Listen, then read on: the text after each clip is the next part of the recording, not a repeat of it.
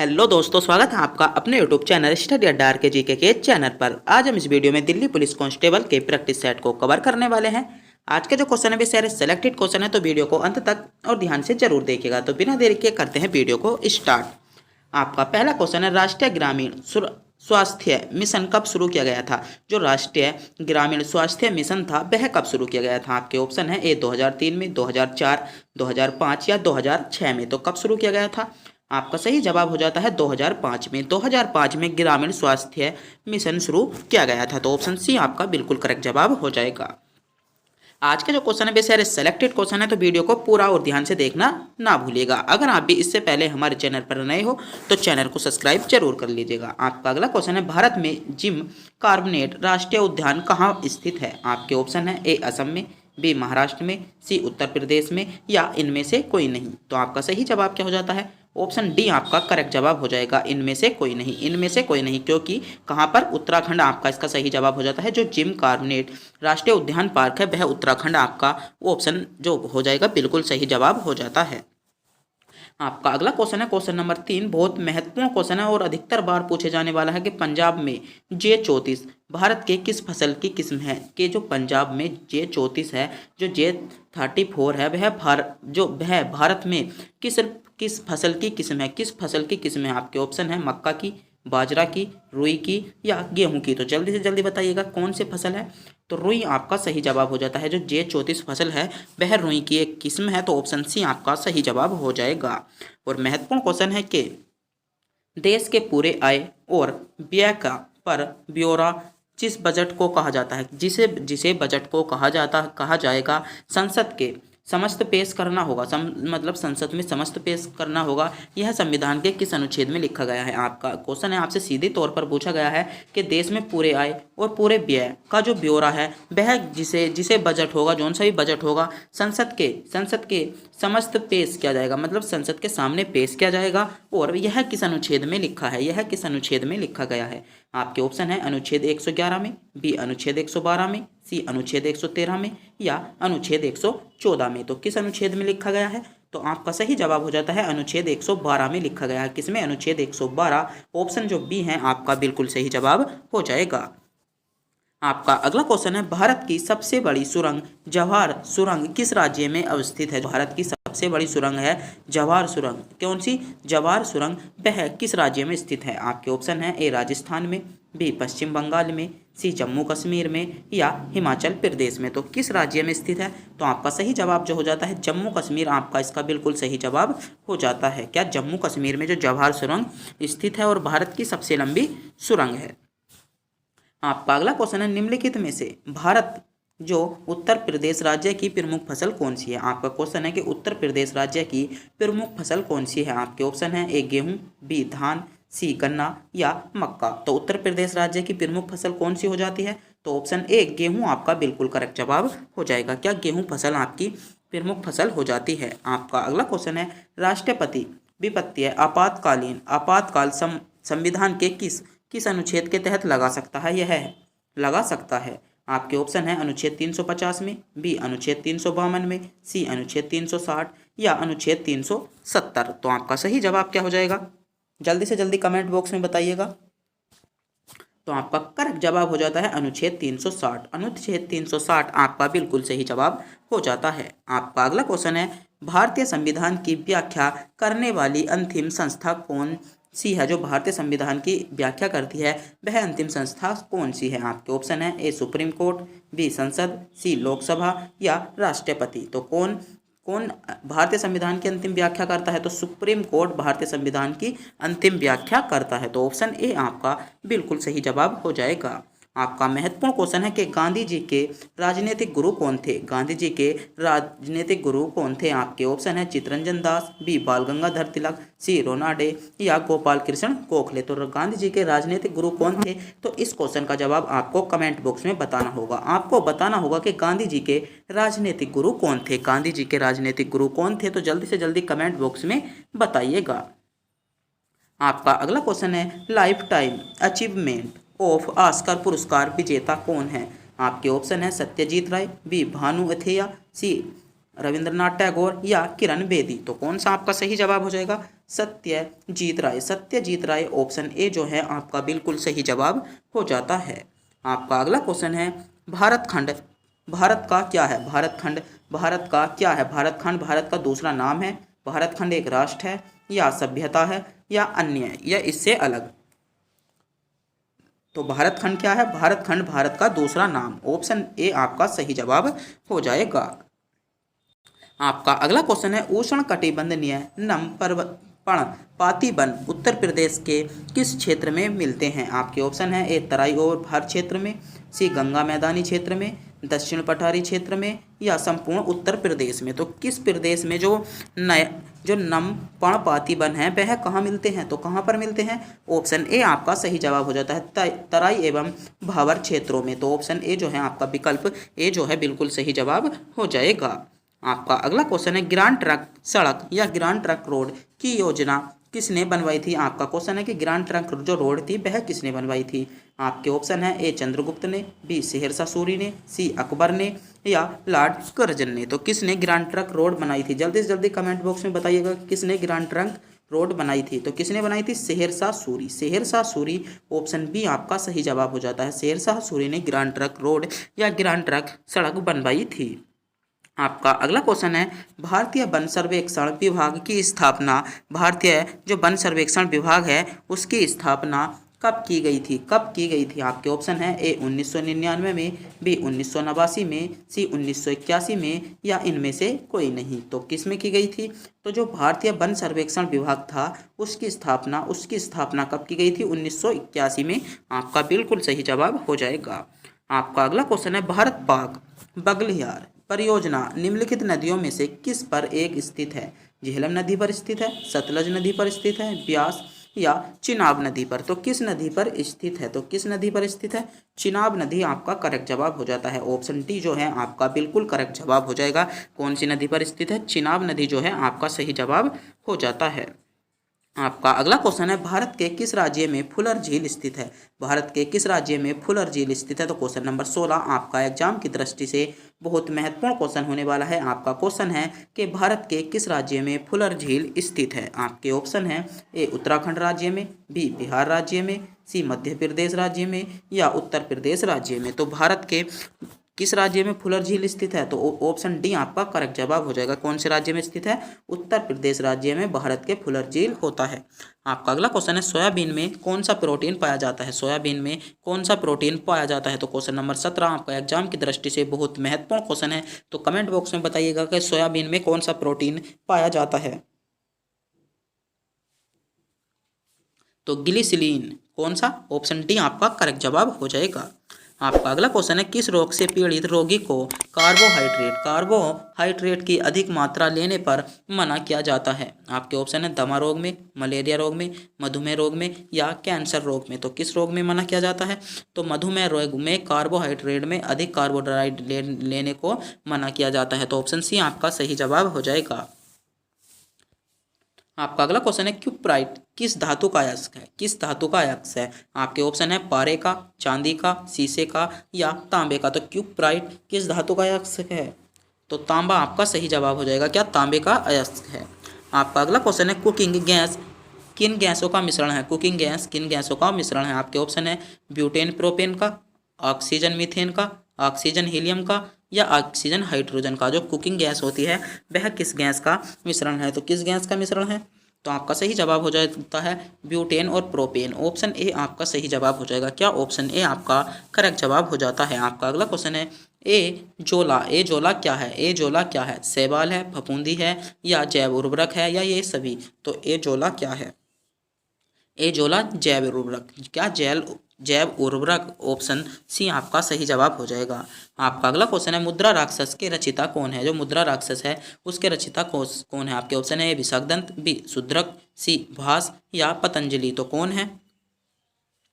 तो ए आपका सही जवाब हो जाएगा विशाखदंत। विशाखदंत मुद्रा राक्षस के कौन है? रचयिता हैं। आपका अगला क्वेश्चन है पृथ्वी विश्व वन्य के दिवस, विश्व जो वन्य दिवस बनाया जाता है वह कब बनाया जाता है? आपके ऑप्शन है 12 जनवरी को, 21 फरवरी को, 21 मार्च को या 21 अगस्त को। तो विश्व वन्य के दिवस कब मनाया जाता है? तो कब मनाया जाता है? ऑप्शन सी आपका सही जवाब हो जाता है 21 मार्च को। 21 मार्च को विश्व वन्य के दिवस बनाया जाता है। तो ऑप्शन सी आपका बिल्कुल सही जवाब हो जाएगा। आपका अगला क्वेश्चन है कपास की खेती के लिए निम्न में से सर्वोत्तम मिट्टी कौन सी है? जो सर्वोत्तम सबसे अच्छी मिट्टी है वह कपास की खेती के लिए कौन सी मिट्टी है? काली मिट्टी, लाल मिट्टी, चिकनी मिट्टी या रेतली मिट्टी? तो आपका सही जवाब हो जाएगा काली मिट्टी। काली मिट्टी आपका करेक्ट जवाब हो जाएगा। कुछ बच्चे बोल रहे हैं कि सर आप विकल्प बताने के बाद कुछ हमें टाइम दे करेंगे क्या? 4 से 5 सेकंड का टाइम दीजिएगा जिससे कि हम जज कर सकें। आपका अगला क्वेश्चन है केंद्रीय मंत्रीगण सामूहिक रूप से किसके प्रति उत्तरदायी होते हैं? आपके ऑप्शन है लोकसभा के, प्रधानमंत्री के, लोकसभा अध्यक्ष के या कार्यपालिका प्रधान के। तो लोकसभा आपका सही जवाब हो जाएगा। किसके प्रति उत्तरदायी होते हैं? लोकसभा के प्रति उत्तरदायी होते हैं। आपका अगला क्वेश्चन है गुगली शब्द किस खेल से संबंधित है? आपके ऑप्शन है ए बास्केटबॉल से, बी क्रिकेट से, फुटबॉल से या हॉकी से। तो बी आपका सही जवाब हो जाएगा। किससे? क्रिकेट से। गुगली शब्द किससे संबंधित है? क्रिकेट से संबंधित है। तो ऑप्शन बी आपका सही जवाब हो जाएगा। आपका अगला क्वेश्चन है भारत का राष्ट्रीय पशु कौन सा है? भारत का राष्ट्रीय पशु कौन सा है? गाय, घोड़ा, हाथी, बाघ? तो क्वेश्चन नंबर 27 का आपको जवाब जो बताना होगा कमेंट बॉक्स में बताना होगा कि भारत का राष्ट्रीय पशु कौन सा है। आपका अगला क्वेश्चन है मधुशाला किसकी कृति है? महत्वपूर्ण क्वेश्चन है क्वेश्चन नंबर 28 के मधुशाला किसकी कृति है? आपके ऑप्शन है ए हरिवंश राय बच्चन की, बी जयशंकर प्रसाद की, महादेवी वर्मा की या सुचित्रानंदन पंत की। तो किसकी कृति है? तो हरिवंश राय बच्चन। ऑप्शन ए आपका सही जवाब हो जाएगा। जो मधुशाला कृति है वह हरिवंश राय बच्चन की है। आपका अगला क्वेश्चन है लेपीज किस क्षेत्र से संबंधित स्थल कला है? तो किस क्षेत्र से संबंधित है? आपका करेक्ट जवाब हो जाएगा क्रोस्ट। ऑप्शन ए आपका बिल्कुल सही जवाब हो जाएगा। आपका अगला क्वेश्चन है भारत का सबसे महत्वपूर्ण लघु उद्योग कौन सा है? का सबसे महत्वपूर्ण लघु उद्योग कौन सा है? आपके ऑप्शन है चमड़ा उद्योग, बी लकड़ी उद्योग, सी हथकरघ उद्योग या चीनी उद्योग। तो कौन सा उद्योग हो जाता है? हथकरघ। ऑप्शन सी आपका सही जवाब हो जाएगा। आपका अगला क्वेश्चन है आँख के किस भाग पर वस्तु का प्रतिबिंब बनता है? तो महत्वपूर्ण क्वेश्चन है क्वेश्चन नंबर 31 के आँख के किस भाग पर वस्तु का प्रतिबिंब बनता है? आपके ऑप्शन है ए तारे पर, बी आइरिस पर, कॉर्निया पर या दृष्टि पटल पर। तो किस भाग पर प्रतिबिंब बनता है? दृष्टि पटल पर बनता है। तो ऑप्शन डी आपका बिल्कुल सही जवाब हो जाएगा। आपका अगला क्वेश्चन है पृथ्वी सूर्य के इर्द गिर्द घूमती है, इस सिद्धांत का सर्वोत्तम आधार निम्नलिखित में से कौन प्रदान करता है? आपके ऑप्शन हैं दिन और रात का बनना, ग्रह का लगना, सी ऋतुओं का बनना या खगोलिक गणनाओं का सरलीकरण। तो किसके लिए पृथ्वी उत्तरदायी है? तो ऋतुओं का बनना। जो पृथ्वी घूमती है उसके कारण ही ऋतुएं बनती हैं। जो हमारी ऋतुएं आती हैं जैसे गर्मी का मौसम, सर्दी का मौसम, तो उसके किसके पृथ्वी के घूमने के कारण ही आती हैं। आपका अगला क्वेश्चन है बाबर फरगना का शासक कब बना था? तो 1594 में, 1494 में, 1445 में या 1394। तो कौन सा सही जवाब हो जाएगा? 1594 आपका बिल्कुल सही जवाब हो जाता है। क्या सॉरी, आपका सही जवाब क्या हो जाएगा इसमें? क्वेश्चन नंबर 33 का 1494 आपका सही जवाब हो जाएगा। आपका अगला क्वेश्चन है विश्राम के समय मानव हृदय 1 मिनट में कितनी बार धड़कता है? जब विश्राम का समय होता है तो मानव हृदय 1 मिनट में कितनी बार धड़कता है? आपके ऑप्शन है 80 बार, 72 बार, 180 बार या 160 बार। तो मानव हृदय कितनी बार धड़कता है? तो 72 बार धड़कता है। तो ऑप्शन बी आपका सही जवाब हो जाएगा। आपका अगला क्वेश्चन है संयुक्त राष्ट्र संघ दिवस कब बनाया जाता है? आपके ऑप्शन है ए 14 जनवरी को, 24 अगस्त को, 24 सितंबर को या 24 अक्टूबर को। तो कब बनाया जाता है? 24 जनवरी, 24 अगस्त, 24 सितंबर कब बनाया जाता है? तो आपका सही जवाब क्या हो जाएगा? आपका करेक्ट जवाब हो जाता है 24 अक्टूबर को। संयुक्त राष्ट्र संघ दिवस 24 अक्टूबर को मनाया जाता है। आपका अगला क्वेश्चन है टिहरी बांध किस राज्य में स्थित है? टिहरी बांध किस राज्य में स्थित है? टिहरी बांध किस राज्य में स्थित है? आपके ऑप्शन है मध्य प्रदेश में बी राजस्थान में, सी उत्तराखंड में या बिहार में। तो टिहरी बांध किस राज्य में स्थित है? उत्तराखंड आपका सही जवाब हो जाएगा। तो ऑप्शन सी आपका बिल्कुल सही जवाब हो जाता है। आपका अगला क्वेश्चन है, लज्जा पुस्तक किसकी लेखिका की है? मतलब लज्जा जो पुस्तक है वह किस लेखिका की है? तो तस्लीमा नसरीन की लज्जा पुस्तिका है। तो क्वेश्चन नंबर 37 है, एग्जाम की दृष्टि से बहुत महत्वपूर्ण क्वेश्चन होने वाला है। आपसे पूछा जा सकता है कि लज्जा पुस्तक किसकी है? तो तस्लीमा नसरीन की। ऑप्शन डी आपका सही जवाब हो जाएगा। आपका अगला क्वेश्चन है, डेविस कप का संबंध किस खेल से है? डेविस कप का संबंध किस खेल से है? आपके ऑप्शन है, ए फुटबॉल से, बी लॉन टेनिस से, सी क्रिकेट से या हॉकी से। तो डेविस कप का संबंध किससे है? तो डेविस कप का संबंध आपका ऑप्शन बी लॉन टेनिस और लॉन टेनिस। ऑप्शन बी आपका बिल्कुल सही जवाब हो जाता है। आपका अगला क्वेश्चन है, दुग्ध उत्पादन के कार्यक्रम को क्या नाम दिया गया है? जब हम जो दुग्ध उत्पादन होता है उसके कार्यक्रम को क्या नाम दिया गया है? आपके ऑप्शन है, ए श्वेत क्रांति, बी नीली क्रांति, सी हरित क्रांति या पीली क्रांति। तो श्वेत क्रांति आपका सही जवाब हो जाएगा। दुग्ध उत्पादन से संबंधित कौन सी क्रांति है? तो श्वेत क्रांति आपका सही जवाब हो जाएगा। नीली क्रांति किसे दिया गया? मत्स्य पालन नीली क्रांति। और पीली क्रांति सरसों कौन सी? और हरित क्रांति को तो आप बहुत ही जानते होंगे, क्योंकि हरित क्रांति आपको एक टॉपिक भी है, तो इसके बारे में तो आप जानते होंगे, इसके बारे में मुझे बताने की जरूरत नहीं है। आपका अगला क्वेश्चन है, आपातकाल की घोषणा किस अनुच्छेद में निहित है? राष्ट्रपति आपातकाल की घोषणा किस अनुच्छेद के तहत कर सकता है? आपके ऑप्शन है, ए अनुच्छेद 352 या आर्टिकल 352, बी अनुच्छेद 356 या आर्टिकल 356 या अनुच्छेद 368 या आर्टिकल 368, अनुच्छेद 370 या आर्टिकल 370। तो कौन सा अनुच्छेद हो जाता है? तो ऑप्शन ए 352 आपका सही जवाब हो जाएगा। तो क्वेश्चन नंबर 40 आपका एग्जाम की दृष्टि से बहुत महत्वपूर्ण क्वेश्चन था, तो इस क्वेश्चन को क्या है आप नोट कर लेंगे। आपका अगला क्वेश्चन है, शहीद दिवस कब मनाया जाता है? शहीद दिवस कब मनाया जाता है? आपके ऑप्शन है, 1 जनवरी को, बी 30 जनवरी को, 21 मई को या 20 अगस्त को। तो शहीद दिवस कब मनाया जाता है? तो आपका सही जवाब क्या हो जाता है? शहीद दिवस 30 जनवरी को मनाया जाता है। कब?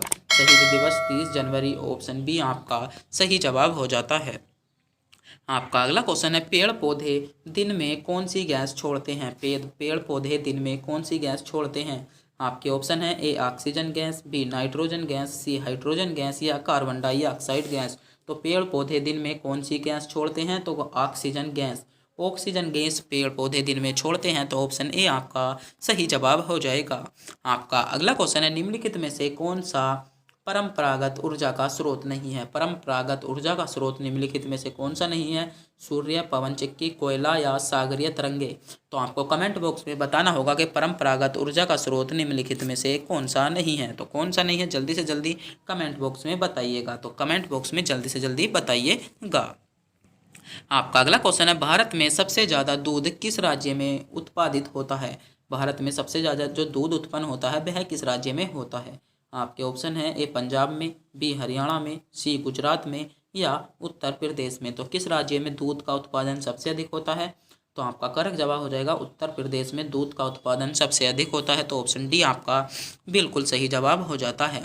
आपका अगला क्वेश्चन है, अंतरिक्ष में सर्वप्रथम जाने वाला मानव का नाम बताइए।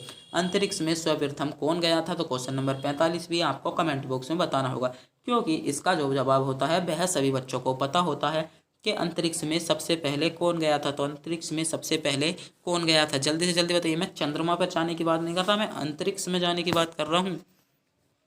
आपका अगला क्वेश्चन है, निम्नलिखित में से कौन सी मिश्र धातु है? मिश्रित धातु निम्नलिखित में से कौन सी है? आपके ऑप्शन है, ए चांदी, बी लोहा, सी जस्ता या पीतल। तो निम्नलिखित में से मिश्रित धातु कौन सी है? तो निम्नलिखित में से मिश्रित धातु पीतल आपका बिल्कुल सही जवाब हो जाएगा। पीतल जो है एक मिश्रित धातु है। तो ऑप्शन डी आपका बिल्कुल सही जवाब हो जाएगा। आपका अगला क्वेश्चन है, पृथ्वी की भूपर्पटीय पर सर्वाधिक उपलब्ध अधातु कौन सी है? आपके ऑप्शन है, carbon, B silicon, C sulphur या फास्फोरस। तो कौन सी धातु जो अधातु भी है और पृथ्वी की जो भूपर्पटी है उस पर सर्वाधिक मात्रा में पाई जाती है? तो कौन सी धातु पाई जाती है? बी आपका सही जवाब हो जाएगा। क्या? सिलिकॉन आपका सही जवाब हो जाता है। आपका अगला क्वेश्चन है, पृथ्वी में कार्बन का विशुद्ध रूप कौन सा है? पृथ्वी पर कार्बन का विशुद्ध रूप कौन सा है? तो कौन सा विशुद्ध रूप है? तो आपका करेक्ट जवाब क्या हो जाएगा? हीरा। हीरा विशुद्ध रूप है। कौन सा? हीरा। ऑप्शन डी आपका बिल्कुल सही जवाब हो जाएगा। अधिकतर बच्चे क्या लगाते हैं यहाँ पर? कोयला लगाते हैं। क्या लगाते हैं? कोयला अधिकतर बच्चे यहाँ पर जवाब लगाते हैं। आपका अगला क्वेश्चन है, जीवन का प्रादुर्भाव किस में हुआ? जो जीवन का प्रादुर्भाव था वह किससे हुआ? आपके ऑप्शन है जल से, वायु से, पृथ्वी से या आकाश से। तो किससे हुआ? तो महत्वपूर्ण क्वेश्चन है, तो जल्दी से जल्दी बताइए किससे हुआ था। तो आपका सही जवाब क्या हो जाएगा? जल से हुआ था। किससे? जल। आपका ऑप्शन ए आपका बिल्कुल सही जवाब हो जाएगा। आपका अगला क्वेश्चन है, सूर्य से उत्सर्जित पराबैंगनी किरणें को कौन सी गैस रोकती है?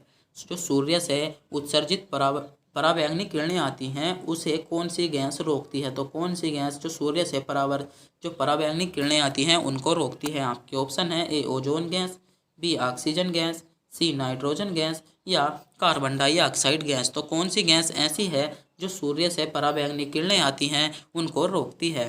तो इस क्वेश्चन का जवाब जानने से पहले अगर आप भी हमारे चैनल पर नए हो तो चैनल को सब्सक्राइब, वीडियो को लाइक और एक प्यारे से कमेंट में यह बताना ना भूलें कि आपको वीडियो कैसी लगी, और यह भी बताना ना भूलें कि आप इनमें से कितने क्वेश्चनों का जवाब जानते थे। अगर आप क्वेश्चन नंबर 50 का जवाब जानते हैं तो कमेंट बॉक्स में बताइए कि सूर्य से उत्सर्जित पराबैंगनी किरणों को कौन सी गैस रोकती है। तो जल्दी से जल्दी बताइएगा कि कौन सी गैस रोकती है। मैं कमेंट बॉक्स पढ़ रहा हूँ, कमेंट देख रहा हूँ कि मैं कौन सी गैस रोकती है।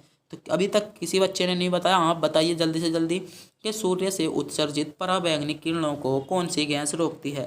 सूर्य से उत्सर्जित पराबैंगनी किरणों को कौन सी गैस रोकती है? आपको 4 विकल्प दिए गए हैं, जल्दी से जल्दी बताइएगा कि सूर्य से उत्सर्जित पराबैंगनी किरणों को कौन सी गैस रोकती है। तो आपका सही जवाब क्या हो जाता है? ओजोन गैस रोकती है, जिसे हम ओजोन परत के नाम से भी जानते हैं। कौन सी? ओजोन गैस या ओजोन परत के नाम से भी जानते हैं। तो ऑप्शन ए आपका बिल्कुल सही जवाब हो जाएगा।